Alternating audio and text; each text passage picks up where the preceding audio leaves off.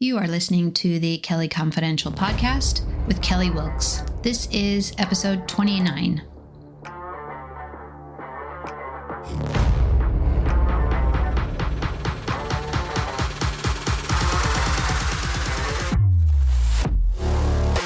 Welcome to the Kelly Confidential Show, where we talk negotiation essentials and those crucial conversations empowering extraordinary women. Real women, real issues. Let's jump in.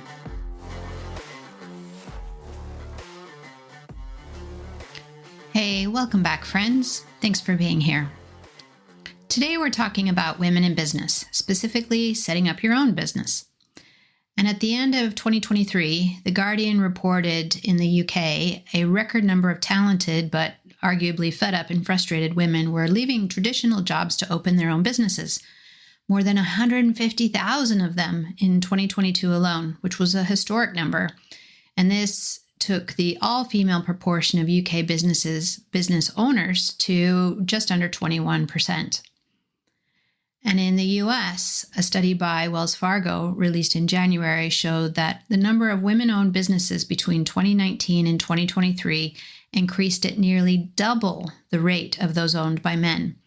And from 2022 to 2023, the rate of growth increased to 4.5 times that rate. Val Jones, the head of their women's segment for small business, stated the impact that women-owned businesses make on the economy is undeniable. And here are some more statistics from that study that may impress you. During the onset of the pandemic in 2020, despite business closures, women launched more businesses than they closed. So on net, there were more new businesses than failed businesses, while the number of men-owned businesses declined on net. Women-owned businesses also grew their workforces and increased their revenue while men's numbers shrank. Another one, from 2019 to 2023, women-owned businesses' growth rate outpaced the rate of men's by 94.3% for number of firms, 252% for employment, and 82% for revenue. And the last one, during the pandemic, women-owned businesses added 1.4 million jobs and $569 billion in revenue to the economy. Again, this is the U.S. market. Since COVID, women are just simply smashing it in new business ventures. And yet, when we look at how those new businesses are funded, the rosy picture changes dramatically. Most women-owned businesses get their start, their capital funding, from their own personal savings. 53%, in fact, are reported as having turned on the lights, hired people, purchased raw materials, all with their own hard-earned savings. 15% take out a small business loan, which is tiny, and a mere 9% borrow from friends and family. And a minuscule 2% in the US, 1.5% in the UK and Europe, secure seed funding from investors. That's right, folks. Of all of the billions and billions of dollars in investor funding floating around out there, 98% or more goes to the fellas every year. And in fact, I quoted this in I think it was in my January podcast when I was looking at the UN Women's Delegate statistics, and they showed that year on year, this statistic for capital investor funding hasn't changed in nearly 10 years. This is totally rubbish. Some of it is blatant gender bias. Some of it is because they don't believe the product is viable. And some of it is due to critical skills gap that women have in negotiating and in influencing skills, really to get the deal across the line. And it's also one of the biggest reasons why I launched my podcast a year ago, which was to help all of you who have a brilliant idea and want to do more, you're bound to do more, to help you close those gaps. And so I'm delighted to welcome back to the show a special guest, Christine Walsh. Christine first joined our show in February to share her insights about the changing face of money and power for women in 2024. And it was such a popular episode that we've invited her back. Christine Walsh is a speaker, an author, and master money coach who partners with women to increase their income while maintaining their integrity through mindset work, accessible financial tools and practices, and sound money strategy developed over her 25 years of financial leadership. And I also like her because she lives in my home state of Colorado. Today on the show, Christine is joining us to talk about the mindset, mentoring, and practical planning needed to start a business. And this isn't your typical paint by numbers show where she tells you, first do this, then do that. No, we're starting with probably the most overlooked and most critical part of the journey. And that's about you and your mindset about going into business. And you don't want to miss any of it. I'm so excited. Are you ready? Let's jump in. Welcome back, Christine. It's so lovely to have you back, and I'm delighted to have you back on the show with us. Yeah, I'm excited to be here. I know we're going to have a great conversation today about women and starting a business and really, have this money conversation move forward from where we started when we had our first conversation around money and women. Yeah, definitely. And I was so excited at the end of our last session at the prospects of having this follow up, because I think this is the topic of starting a business, entrepreneurship for women seems to have exploded since COVID. Really, the last 18 months, if I look at anything on social media, it just seems to be chocker full of women running all kinds of businesses, side hustles, multiple side hustles, and all kinds of. So, I mean, I don't know what you've seen. I can see you're nodding your head. Yeah. Yeah, I'm nodding my head and I'm getting chills up my arms because I think it's such an exciting time for women to explore entrepreneurship, whether that is a side hustle or it's something full time. And we'll go through a little kind of talk about that today. But there's a lot riding, there's momentum, I think is the word that's coming up for me around it. And we can all leverage that. We can all tap into that. And that's actually coming from inside us. But as we band together in a way, the powerful momentum of that is going to be really neat to see in the coming years. Yeah. Oh, that I'm excited now. I was excited. I'm even more excited now. Right. So we've got three exciting areas that we're going to talk about today. And I can't wait to tuck in. And there's just so much here that we could unpack. But let's start with your mindset. You talk about having the right mindset and the outlook in starting a business, and about being a decision maker, hobbyist versus professional. I love all of that.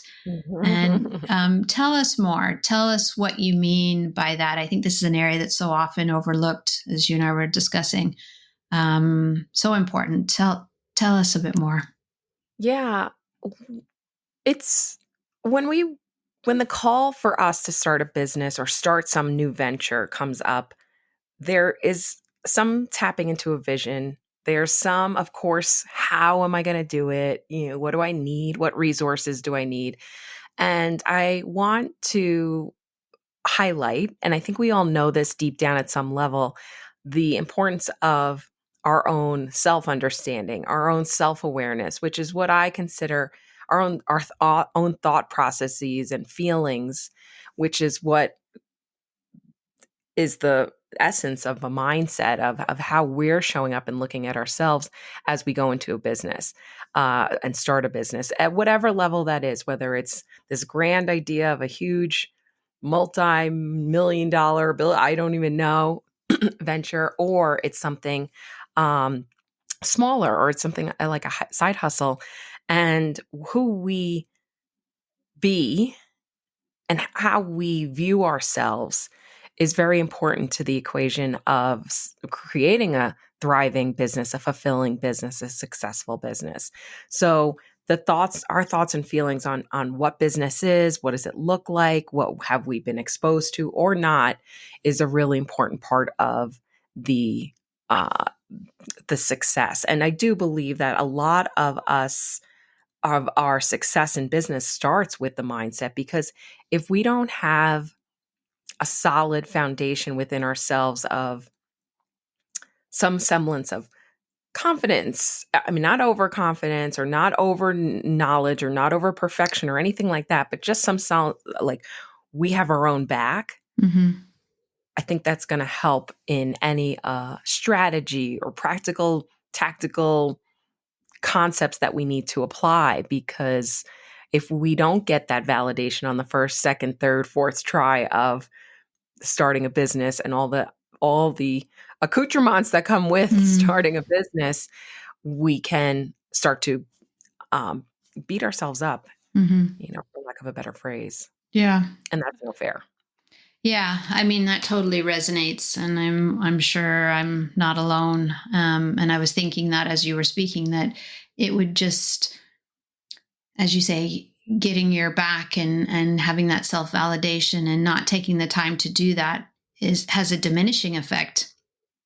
Absolutely. You would, I mean, no matter how great your product or service, your experience might be, I think if you don't take that time to self-validate and be clear about who you are and what you want and what you need, I can absolutely see how that would diminish confidence, your outlook. And you talk about this in your book, early in your book, which I really enjoyed reading. And I've included the link to your book in the show notes, Be the Queen of Your Money, which is a great book. Thank you. And so on that point about taking the time to validate yourself and understand who you are, where you're coming from, what does that mean in terms of being a decision maker and separating the hobbyist versus the professional? I think that's interesting. Yeah. When we have, again, this idea to bring a business to life, a decision has to be made. It's, I'm going to go do this. I'm going to start this. And again, if we're faltering around our own self-validation for whatever reason, many reasons, or we don't, and we speak that idea to someone else, like, I'm going to start this business. I'm so excited. And they are like, are you sure? That might be risky. What about your health benefits? Or what about your, your pension? Or what about this or that? We can start to, again, to use your word, diminish our own ability to move forward. So we have to realize our own decision-making skills in business and starting a business, that how do we know that we get to move forward? Like, what's our yes? What's our no? What are we willing to risk, if we will? And I use the word risk from a place of a knowing risk. We want to put that out on the table, that there's risk with everything, of course. And starting a business is no doubt in that mix as well. And if we can step into, I'm going to do this, we then have this momentum behind us to keep moving forward when things are tough, when things don't look like they should be looking like we want them to look. Yeah. And this idea of hobbyist versus professional, I think, is at the onset of starting a business. Do you want to just have a hobby, make a little money, maybe not make some money, contribute to the world? It's not, and I want to be very clear, this is not one is better than the other. It's just, again, in being in that decision-making mode. Do you want to be the hobbyist? And the hobbyist is a person that might, an example of it with regards to business and starting a business might be not setting up a separate bank account for business only and sort of merging funds. The funds come in through my personal account. Everything's It's not separate and not Mm-hmm. versus the professional would be, okay, I'm setting up Mm-hmm. my own business entity. I'm going to set up a bank account. It's going to have a formal structure to it. That would be a good example of the two sides. Yeah. But we have to start out, and I like to bring up that idea around the hobbyist versus the professional because sometimes we started out our business as a hobby, Mm-hmm. and then to recognize, is there a clear definition? You know what? I actually want to make this a real business Mm-hmm. and move forward. And there's certain things that that entails versus just having it as, I mean, there's a side hustle that can totally be professional business. That's not the point as much as just, am I just doing whatever because it feels good at the time? Because a lot about being a professional and starting a business doesn't always feel so great. And Yeah. there's amazing moments too. There's amazing, brilliant moments. Yeah, definitely. And I think you make two key points there that I really appreciated. The earlier point was about taking risks and recognizing measured risks.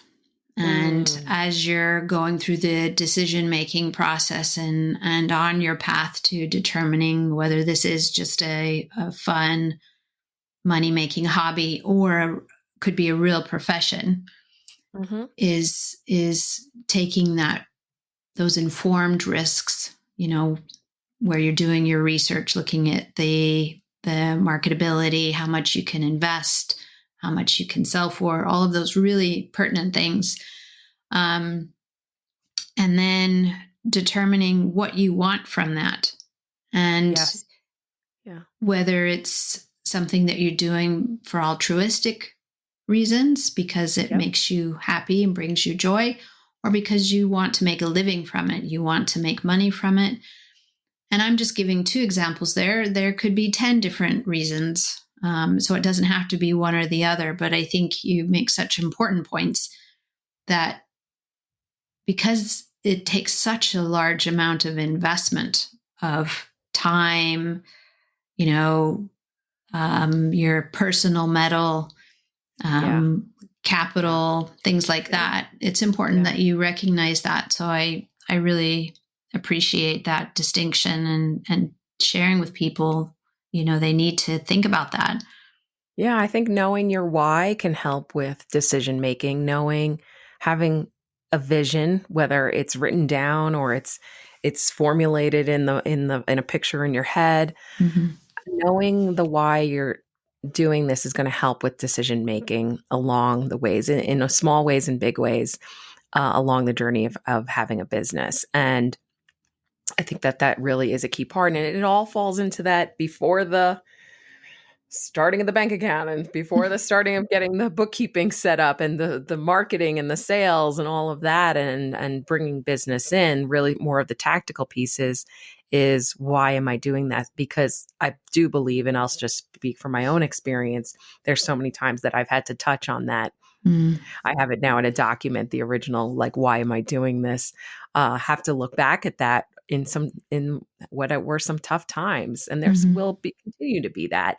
And I only share that because it's I don't believe that I'm being tested as much as I am at my growth edge. Mm-hmm. And what is considered tough for me at this stage, somebody else has blown through, is on the other side of it, and it's the opportunity for me to look at that with new eyes and Mm-hmm. growth minded eyes. Mm-hmm. And it might feel tough, and I'm doing my fake finger quotes at times, but you look back on it and you're like, oh, that's how I grow. And I do, personally or professionally, I would imagine we all can feel those times when it's been tough, and we actually have moved to the other side of it and realized and recognized the growth that it gave us to Mm-hmm. move forward. And it's a beautiful thing. And that's the experience of being human. Yeah, absolutely. So well said. So well said. And um, tell us what you mean about equanimity in starting a business. Oh my goodness. Yeah. I mean, This there's sounds the really, yeah, I'm just interested. we have to hold both, and we're Yeah. here to make decisions, and decisions, I do believe, grow our business faster.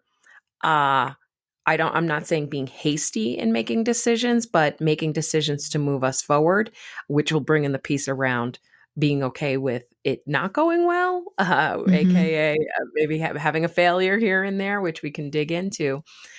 But this idea we that we expand beyond our current piece is that we have to hold it both. Like we have to I have my hands up on both sides. Like it's not just it's going to be I'm starting a business and everything's going to just roll into my lap, and I'm going to be making buckets of money, and there's both, and because we live in a world of polarity, we have both, and so we have to hold the both. I'm excited for what I'm starting, and I'm happy. I'm also very present to what's happening now and in the moment. And I think Mm-hmm. that that's what I consider the equanimity Mm-hmm. factor in starting a business. Recognizing that there's reality Yeah. of what is happening, like, okay, I want to start this business, but I don't have any capital, and I still have this big vision, and Mm-hmm. that's going to help pull me through. So it's the both and that I call it.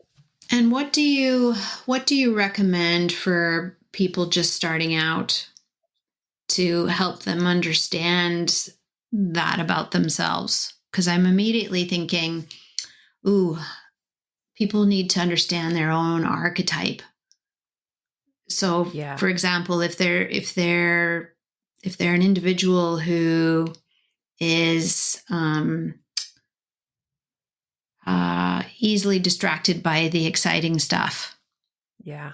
are they also able to follow through on the painful detail? Yeah. Or if This is they're a where person that gets disappointed easily, I mean, and it's important to understand that about themselves before they get stuck into a venture like starting their own business. What do you recommend they do to get to know themselves a bit? I know you've I got your love great money survey. Are there other, yeah. What else could you recommend they do? well, This is yeah, I so mean, helpful.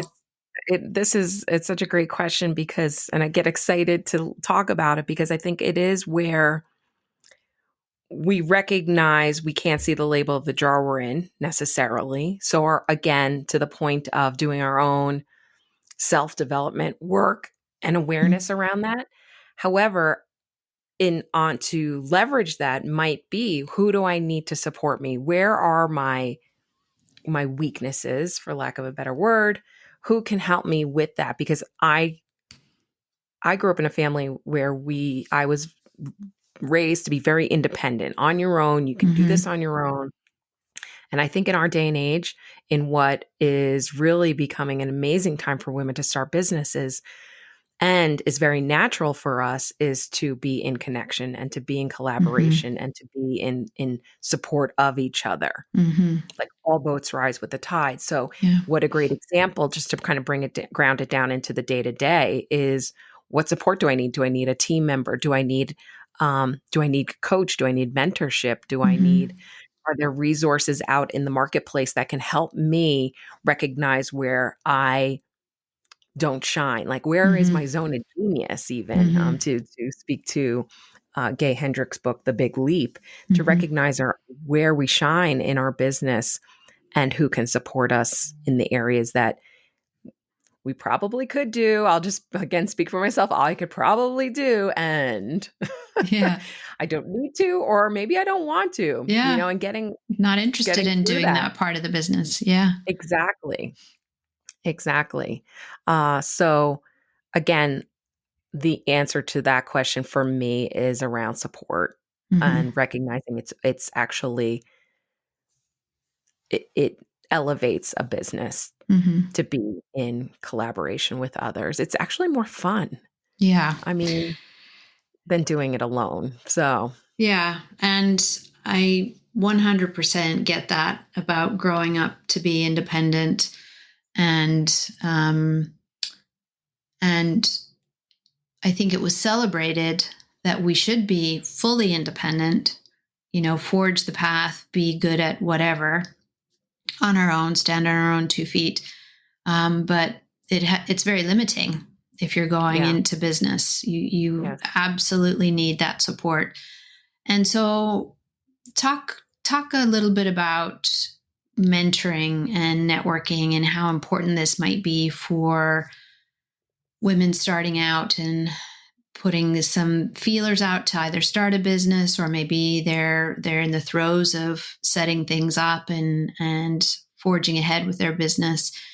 So keeping with that same theme, what can they look for? What would you recommend they look for in finding a mentor, or maybe finding resources to help them with their business? What steps could they take? Absolutely great question. And just to speak to the point of equanimity as an example of what we're talking about, right? It takes that individualistic nature to be like, I'm going to go do this. This sounds exciting. I'm self-validating myself. I got this. And we need support, and we need to, what resources are out there.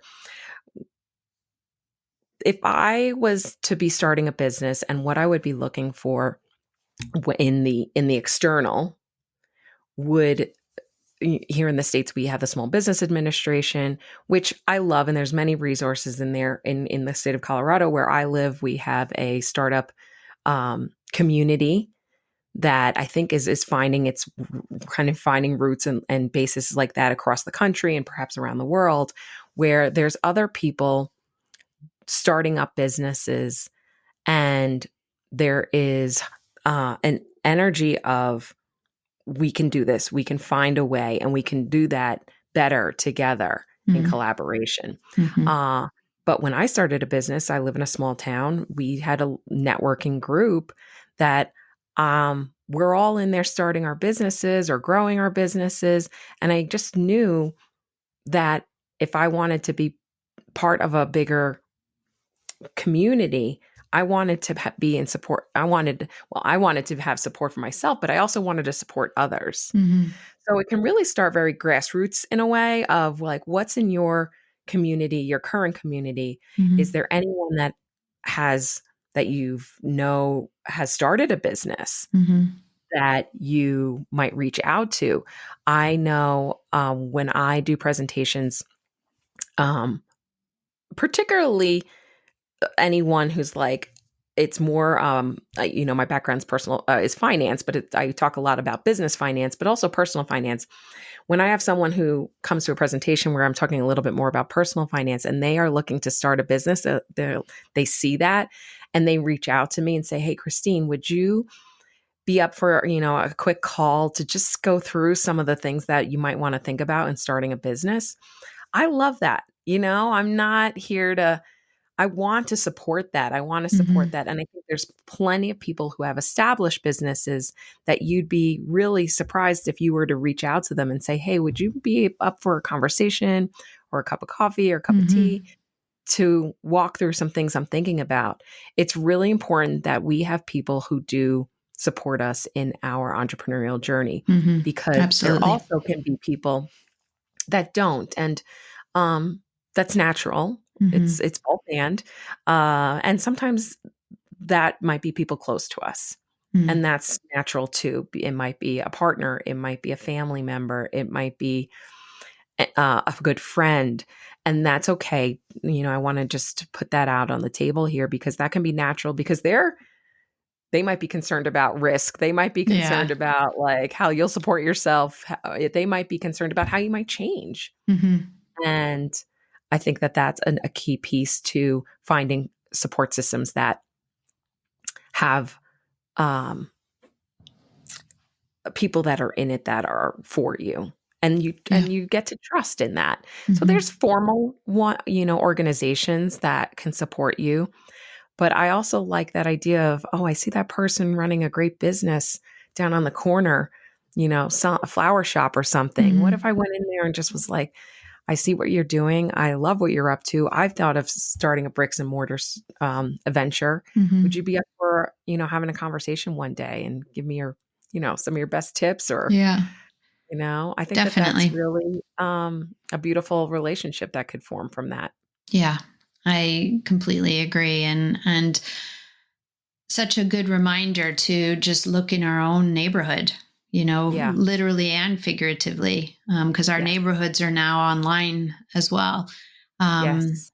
and Yes. and see what other people are doing, offer to help, and in that offering to help, we in turn will be getting something back, and we can share ideas, collaborate on solutions, wins, failures. Yeah. Um, and you talked about um, sometimes when people are working with you on personal finance and it pivots into business finance or conversations about starting a new business, some of the practical aspects. I'm wondering if we can chat now about what some of those might look like. How would you steer a person and particularly a woman into those practical elements of setting up her business? What would that look like for her? What advice would you give her in doing that? Yeah, absolutely. Being that again, I kind of lead from the financial aspect. That's probably where I would start. I do believe, once somebody decides I want to make this more formal, any sort of organization of structuring your business is important. Where it would in the country, state you live in, looking at those guidelines. How do I start a business? Many, obviously so much is on Google, but again, this is where somebody else who previously started a business might be able to guide you too, just on your particulars in the area you live in. But formalizing a business in the locale that you are in starts there, because it really does. I remember when I formalized my business through what we call the Secretary of State here in Colorado. I was like, it's official. Like, you get a letter. Mm-hmm. I got a little letter that had an emblem on it. I said, I'm official. I have my Yeah. name registered. And I think that was really just another point of like, I'm making this a thing. This is Yeah. going to support me. Yeah. And really, we'll talk practical here, but it does actually, again, come back to our own mindset of Mm-hmm. and psyche of, I'm starting this. I remember when I paid myself as an employee for the first time, I was like, wow, this is cool. Like, I have a business. So, but to backtrack a little bit, I think formalizing the business in the area that you live in, setting up then going to the bank with those documents, typically will set up a separate bank account. And so from there, any revenue that comes in and any expenses that go out can go particularly separate through that Mm-hmm. separate bank account. Yeah. I think that that's a key piece of it, because in the beginning, we're not sure if this is going to be a business. And so we Yeah. may be running our expenses and whatever money's coming in through our personal. So at one point or another, and maybe it's at the beginning of the year, or maybe it's at the end of a quarter, and you say, okay, on this date, I'm going to start separating these Mm-hmm. things before it rolls into something new, because for most, it probably might get bigger Mm-hmm. than it is currently now. So starting a business with formalizing the structure of it, setting up a separate bank account, Mm-hmm. and then, of course, the accounting of it, which can be as robust or as small as anyone. If anyone's starting out and they're like, I'm not great with numbers, or organizing things like that, I would even have a pad. In the beginning, we don't typically have a ton of expenses rolling through our Yeah. businesses just yet. For some, yes. If you have a more advanced product or service that you're offering, obviously going to your accountant or a bookkeeper or someone like that can help Mm-hmm. you structure it and get it more formalized. But in the beginning, for some of my clients, we've started with pen and paper, moved it to a spreadsheet, a general journal kind of Mm-hmm. entries, just to get them a sense of, okay, this is what's coming in and this is what's going out. Mm-hmm. It's a great idea.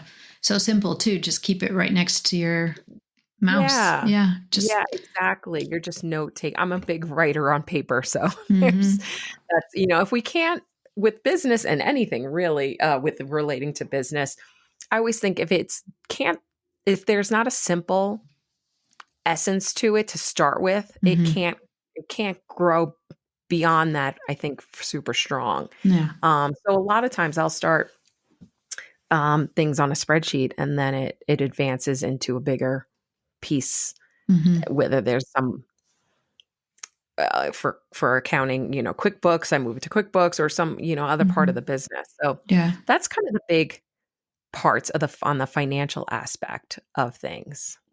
And then what would you recommend? And I know this is a big chunky topic, but if you were to give two or three suggestions around raising capital, raising Yeah. funds, Yeah. and that there's an explosion of topics around this, it seems, at the moment in terms of what women do and don't receive from investors and all sorts of Absolutely. offshoots of that conversation. But what would be your top two or three words of advice in raising capital for a new business? Yeah. I would well, number one is recognize how much you need Mm. you're looking for to support you.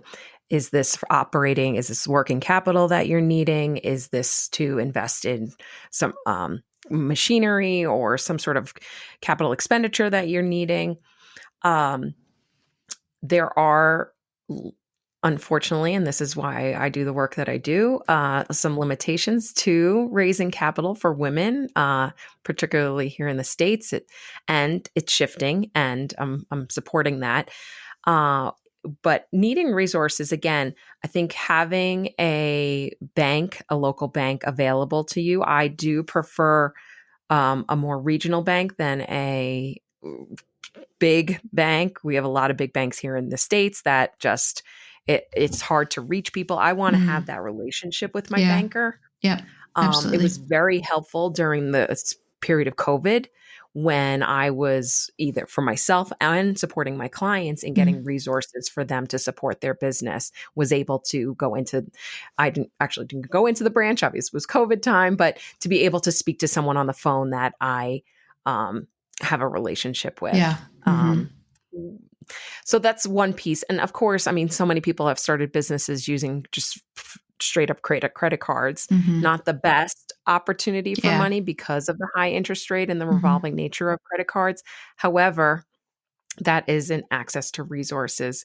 And then again, I think as what I'm seeing in the landscape here in the United States is more organizations that are showing and giving and showing women how to access the money that is available to us. Hmm. Like Um, grants and things like that. yeah, Yeah, exactly. definitely. Grants.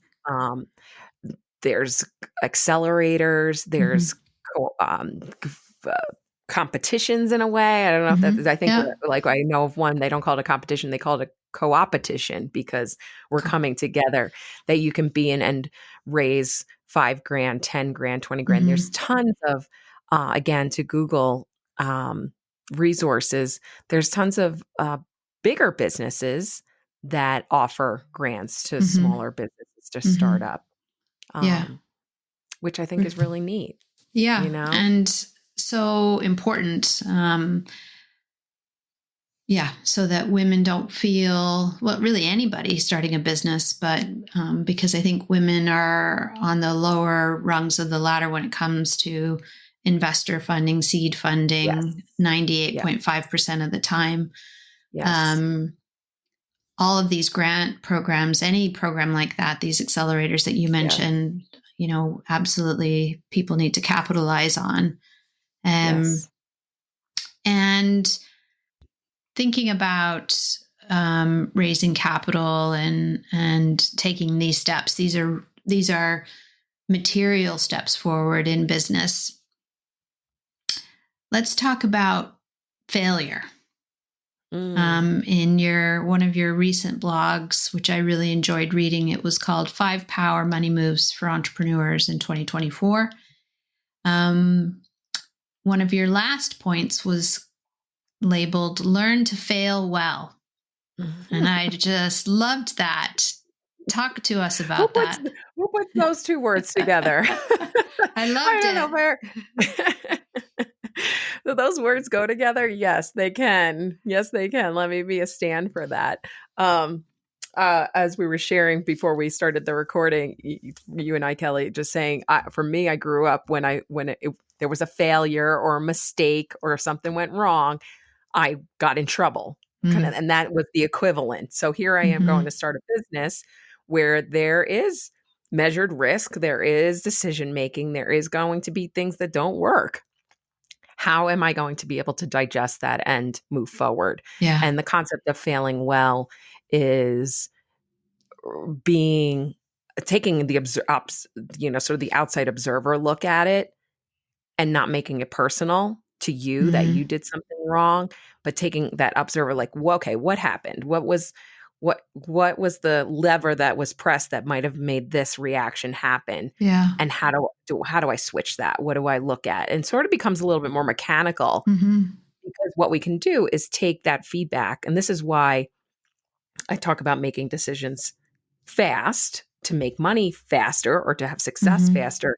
Because in those quick decisions, and again, not hasty, but efficient, Mm. there might be some failure. But in that failure, in that, oh, that didn't work, or I don't think that was the way I wanted to come out. If you take it with a sense of, okay, this isn't about me, this just means I have to look at this again in a different way. I mean, need support. I mean, need somebody to help me look at it together. We get the feedback faster and we can Mhm. move forward and Mhm. do another iteration.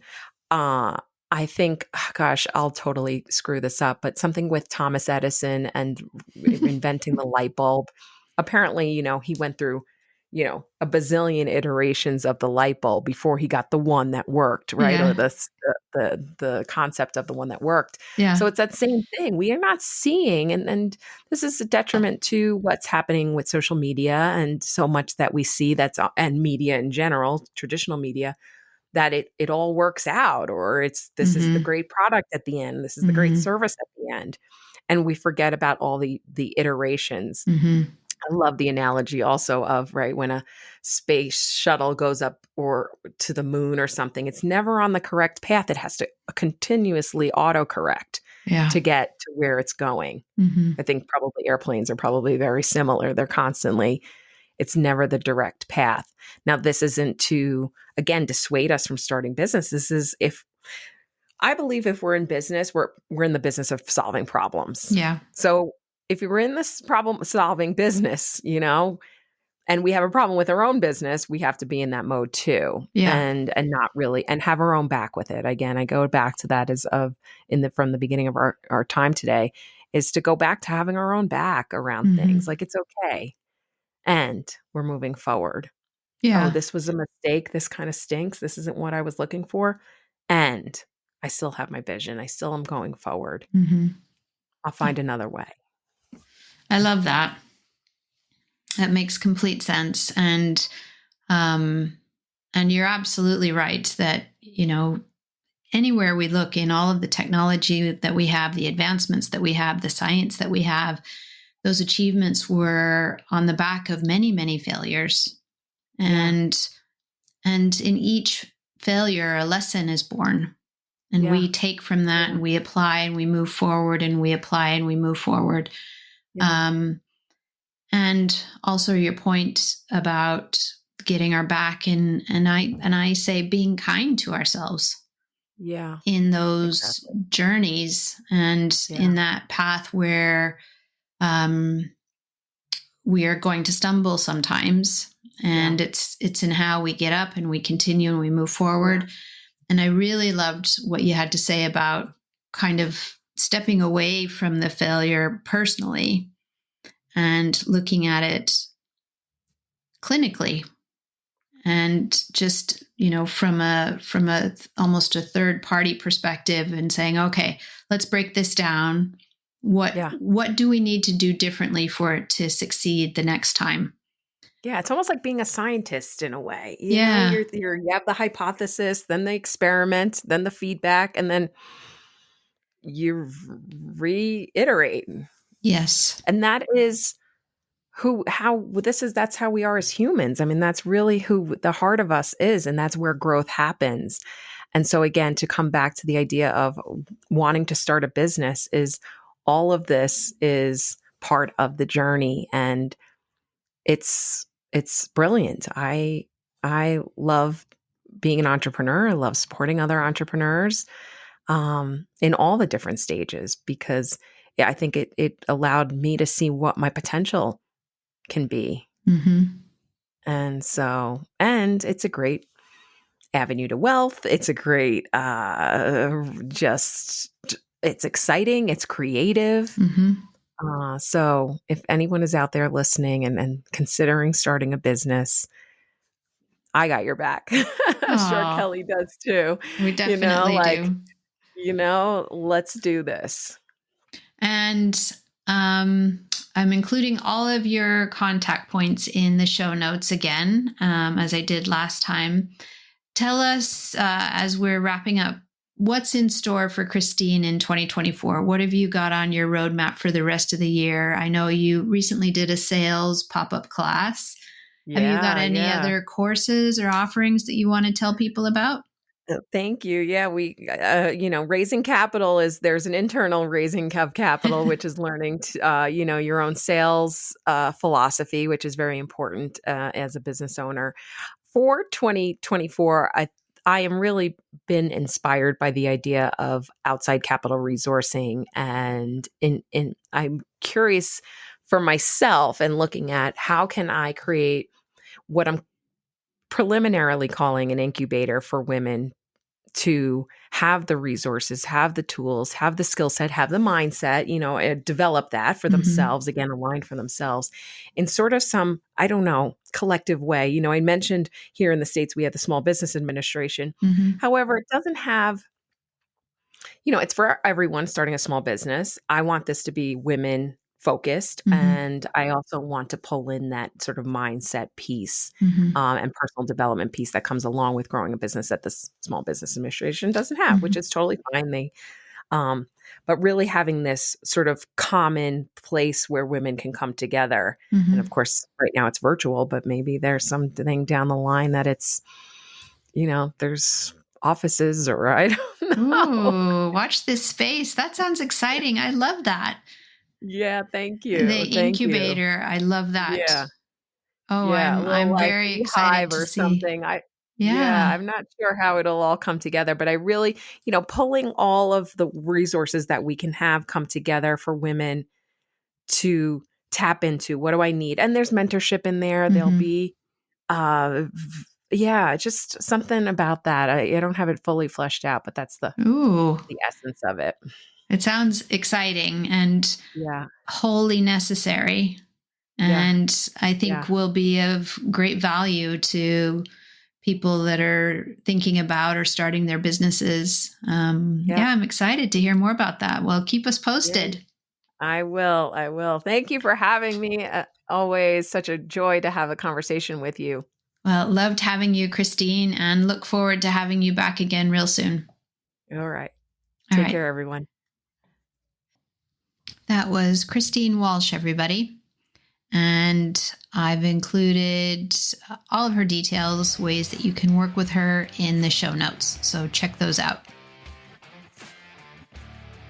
And if you liked our show and you want to learn more, be sure to give us a like and follow us. And you can always check out our website, kellyconfidential.com, for upcoming training and other resources. Take care until next time.